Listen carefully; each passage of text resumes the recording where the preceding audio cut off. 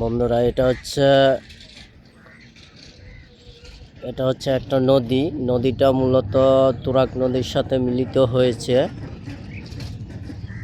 আমি আপনাদের দেখাচ্ছি, এখানে পানি কিন্তু অনেক বেড়ে গেছে। কিছুদিন আগে পানি ছিল অনেক কম।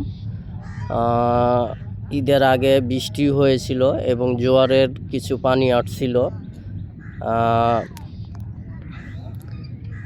দেখেন, এই যে ভাইয়েরা নৌকা নিয়ে আসছে, তারা জাল ফেলাইছিল, সকালে মাছ সংগ্রহ করছে। এগুলো দৃশ্য কিন্তু খুবই ভালো। নদীর পাড়ের এখানে কোনো ব্রিজ নাই, লোকজনের একটাই যাতায়াত ব্যবস্থা, সেটা হচ্ছে ছেলু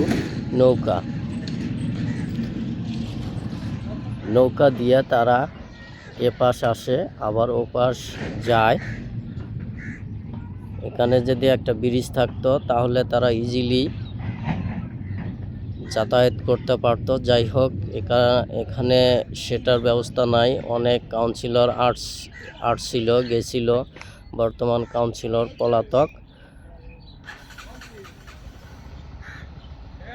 অনেক আশ্বাস দিছিল, কিন্তু তারপরও হয় নাই। হয়তো ভবিষ্যতে এখানে হবে, যখন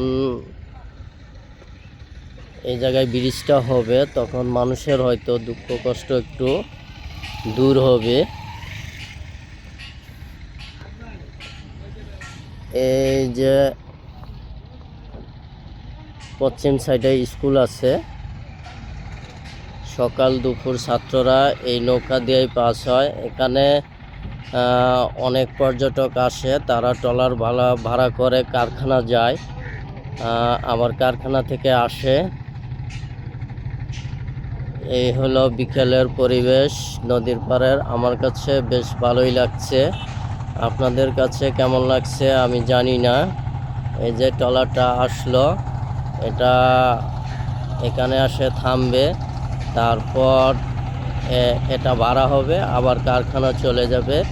পানি বাড়লে এখানে বিজনেসটা ভালোই হয়, যারা ট্রলার চালায়, সেলু চালায়।